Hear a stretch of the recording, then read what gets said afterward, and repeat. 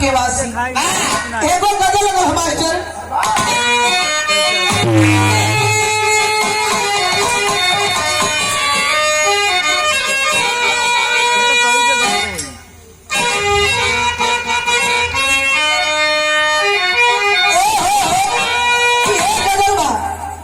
कि मैं झूठी अगर बोलूं, मैं झूठी अगर बोलूं, फांसी पे चढ़ा देना।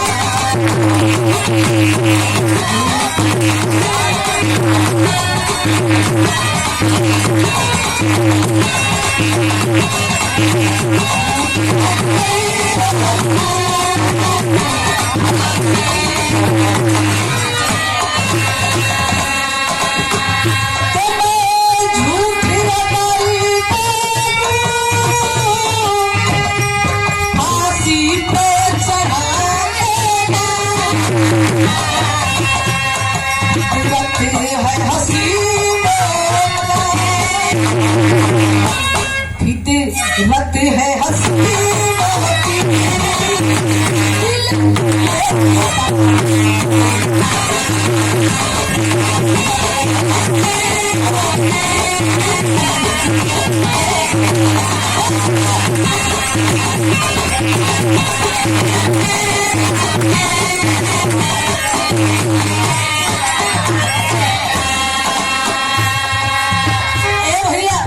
लेकिन कवि जी एक लाइन लिखल में ही भाव है कैसे?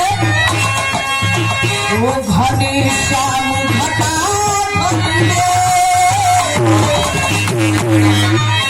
घने श्याम घटा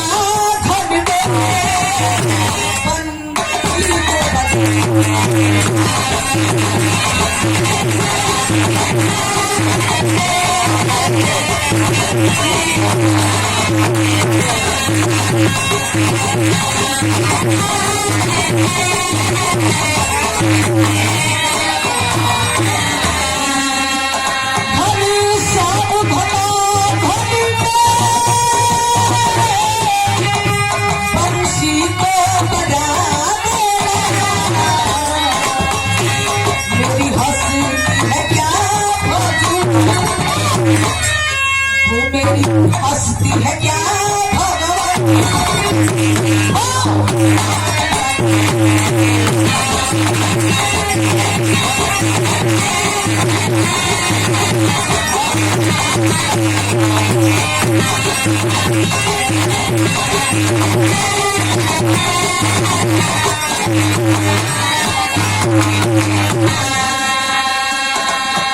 घनश्याम घटाघन में बंसी को बजा देना, मेरी हस्ती है क्या भगवान घर पार लगा देना।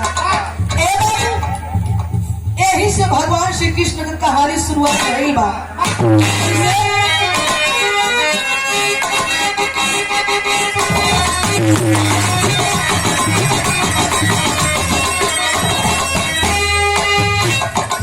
राजा कृष्ण की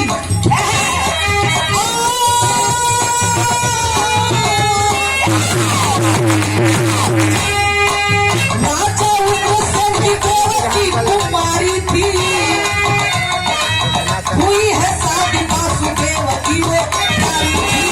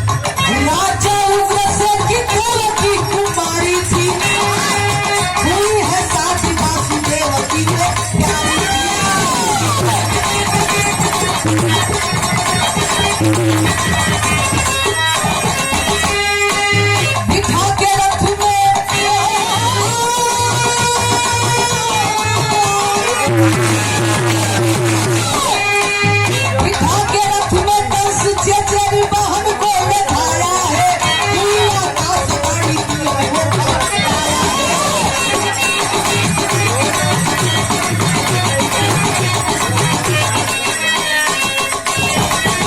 और भैया बात से समझ लेंगे, वासुदेव से जब शादी भई देवकी का, और कंस चचेरा भाई रहन लेके चले हवन बहिन के ससुराल पहुंचाए मत विदाई कैलन ए बाबू। आ तब पिछले रास्ते में आकाशवाणी भइल बा, रे कंस जिस बहन को तुम इतने धूमधाम से विदा कर रहे हो, उसी बहन का 8वां पुत्र तेरा वध करेगा। इतना बतिया सुनते कंस घबराए गल। ओ किया क्या, वासुदेव देवकी को जेल में डलवाया है, वासुदेव देवकी को जेल में डलवाया है, ऊपर से सत्य का भी पहरा भी डलवाया है।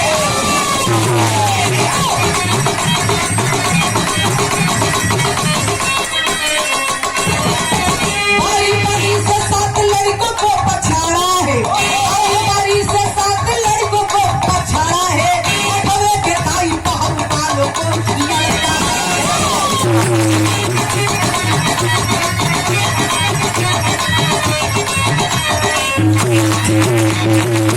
पुत्र पैदा ही होते जल्द खबर देना तुम, पुत्र पैदा ही होते जल्द खबर देना तुम, हुए न देर कहीं रखवाली को।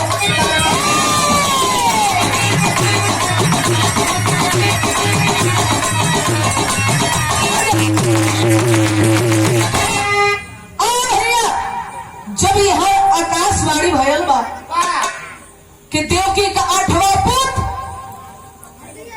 और कंस तेरा वध करेगा, कंस घबरा जाता है। और भैया कोई लड़का वासुदेव देवकी के कारागार में डलवा दिलन, अरे भैया पहरा लगवा दिलन।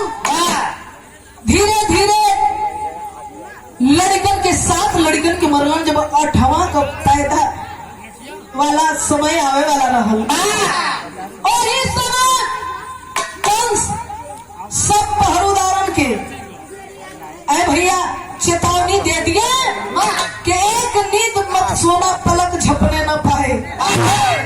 8वां पुत्र होते ही हमें खबर दे दिया, लेकिन बारे मालिक को महिमा हुआ। त्रिलोकीनाथ भगवान श्री कृष्ण जन्म लेवे की भयल, तो उस समय भयल का कजरी लग रहा।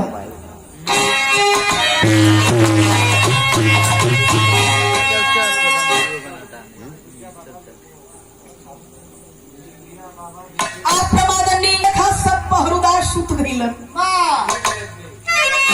जब सुतल हुआ तो उसमें भयल का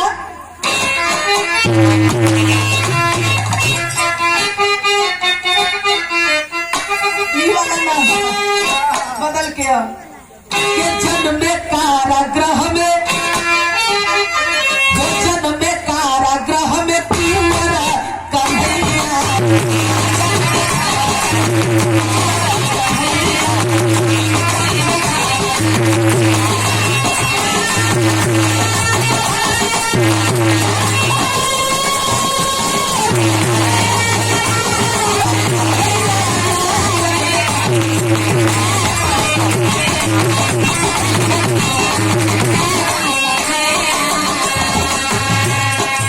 भगवान श्री कृष्ण का जन्म भयल। अरे भैया अरे हर वासुदेव जब देखलन देवकी देखली कि हमारे लाल इतना सुंदर बाड़ो, आया छतिया से लगा के चुमन चाटत बाड़ी। और तबले वासुदेव कहत हुन के देवी अब तनिको देर मत करा, भगवान का महिमा देखा, हाथ की बेड़ी टूट जाती है बाबू। अब बाबू वासुदेव कैलन का लाल सूप में उठ चले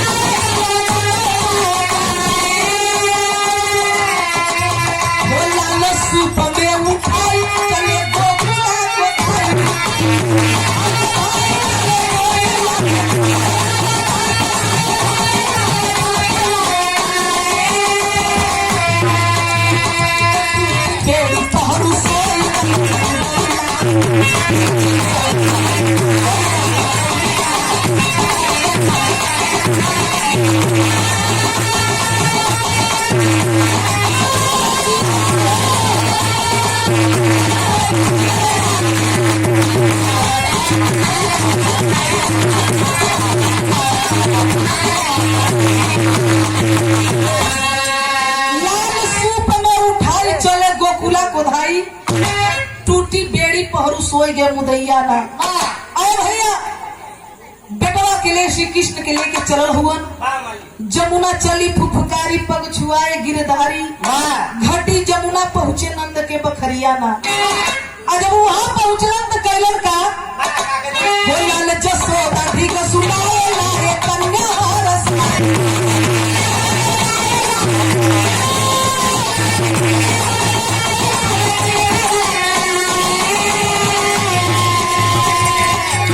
चिल्लाई लड़किया के जेल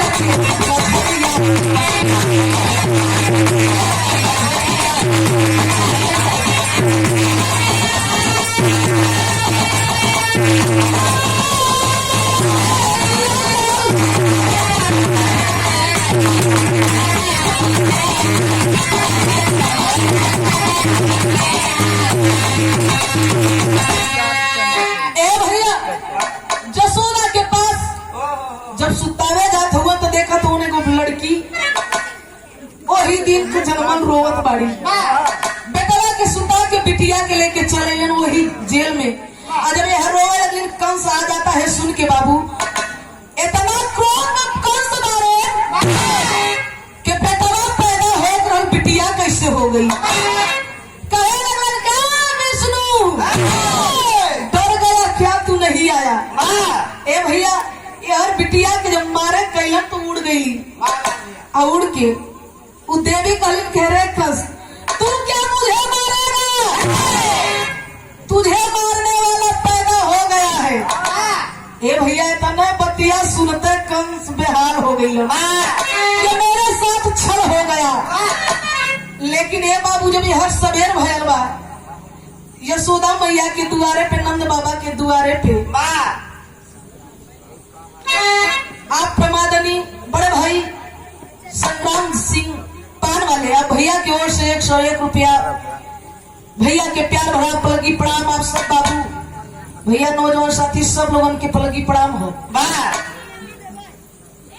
अरे भैया यह सवेर यशोदा मैया के बेटवा पैदा न हो गल हो, सब बड़ा खुश वाला गोतिन पड़ोसिन के पास खबर गयल बा के भाई यशोदा जी की तो बेटवा पैदा भलवा, नंद घरे बेटवा पैदा भलो चल जाई सोहर गावे बदे। ए भाई जो रीत रिवाज हो ही वाला बा भाई तो गावल नहीं जात। होकर जन्म तो युग युग से होला बा, सब मनावत बा। आवे से पहले यह इतना खुशी बा के सोहर गावा, ओकरे बाद तो गवई बाई खेली।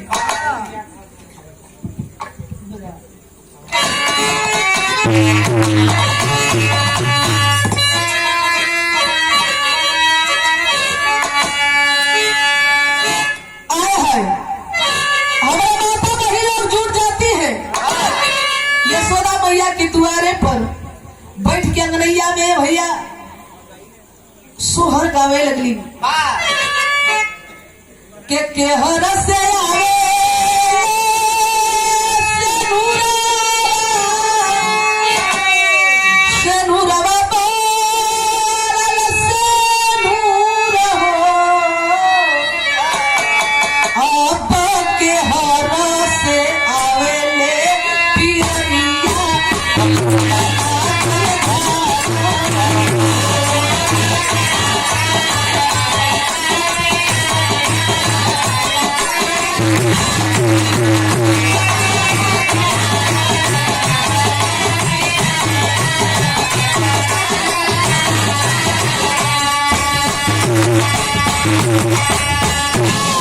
यही भाव में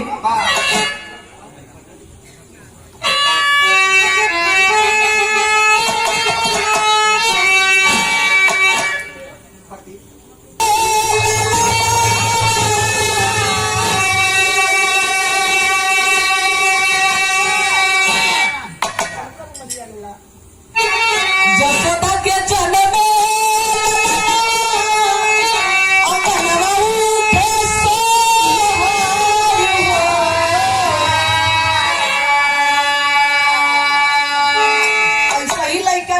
बढ़िया से बनावा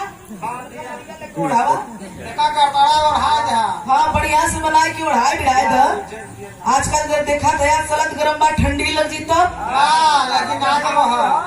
लगी जान जा सांस फूले से कैया होए लगी तनी बढ़िया से बना द हमारे माता बड़ी लोगन गावत बड़ी जसोदा के चले वही का कुछ बनैला है सही सही। अरे बाबू तुम्हें ठंडी न लगे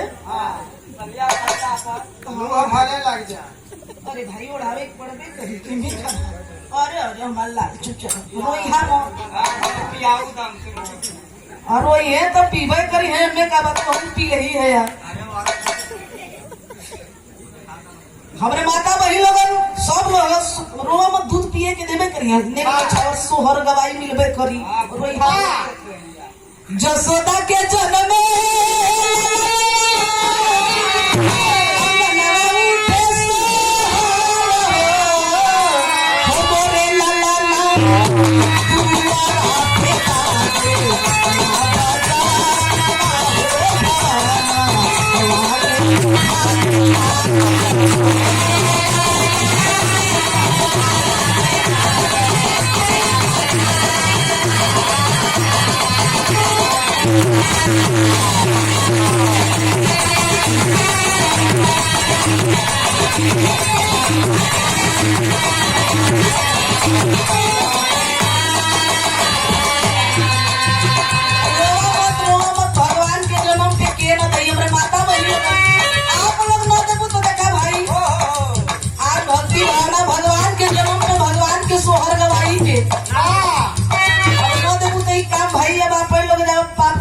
बोला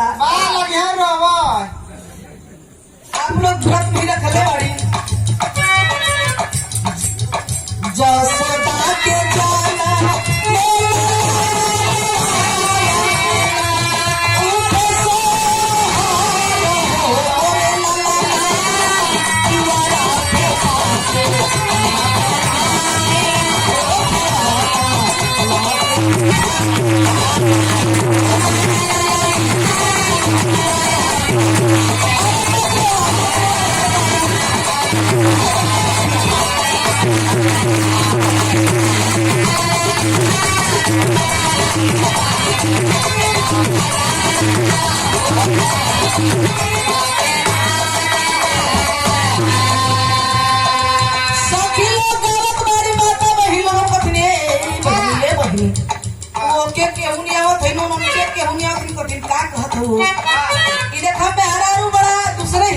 जानी कोई के घरे लड़की लड़का पैदा होला के उनके कन किए हैं उनके कहिए उनके घोषिए हैं का कहल चाहत धीरे से कहिए ए बहनी का हो और देखा लड़का के पड़ल हो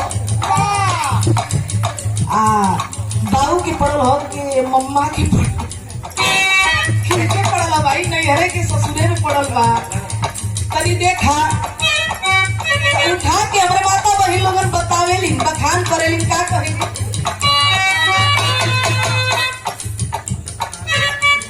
देखाए भाई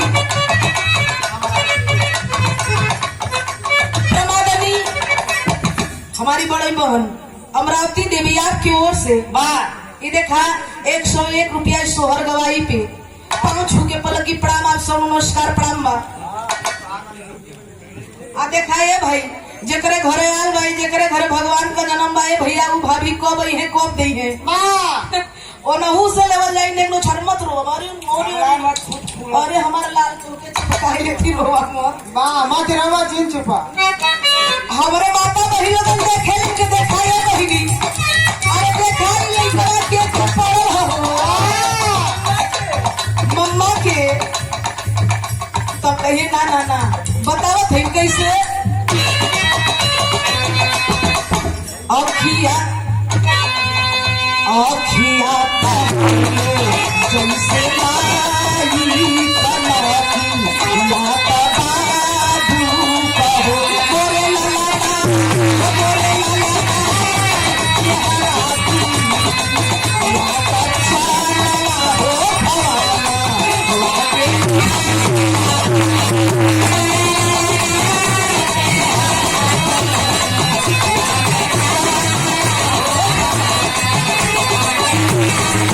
अखिया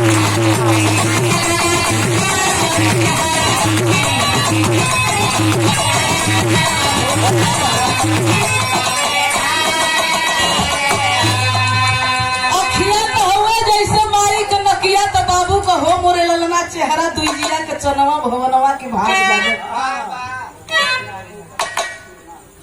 आप प्रमादनी रमेश यादव प्रधान जी, आप पूर्णा की धरती से, आपके धरती पे हम गावत बजावत बड़ी बड़ा खुश होके सोहर गवाई पे 201 रुपया आशीर्वाद मिलल। प्रधान जी पाँव छू के पलकी प्रणाम, आप सब नमस्कार प्रणाम बा। आने वाला प्रधानी मालिक करेंगे फिर आप आए है। ए भैया जनता बना के रखबा, काम बना के रखबा, गरीब मजदूर सबका प्रधान जी बड़ा दिलदार लगत हुआ। अखियाता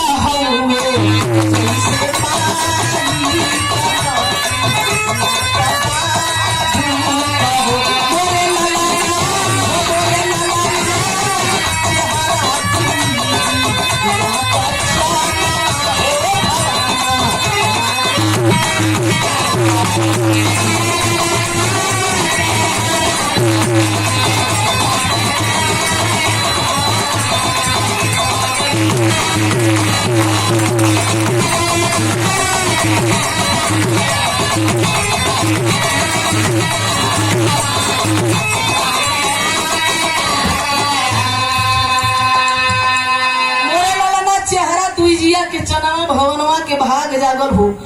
सब गावत बारी नंदा लुटावे न धन सोनवा, तर यशोदा जी खजनवा न हो मोरे ललना, अंबर से बरसे सुमनवा। भवनवा के भाग जागल ई त गाना होते बसो, लेकिन नंद जी का कुछ जवन लागत रहे मजे की है। यशोदा का बहिन वही करीब के भाई ऐसा मौका मिली ना आ हमनो कुछ गावल जाई तो जौन मजकिया लागत पाई, सड़ुआई लागत पाई नंद जी का, तो अलग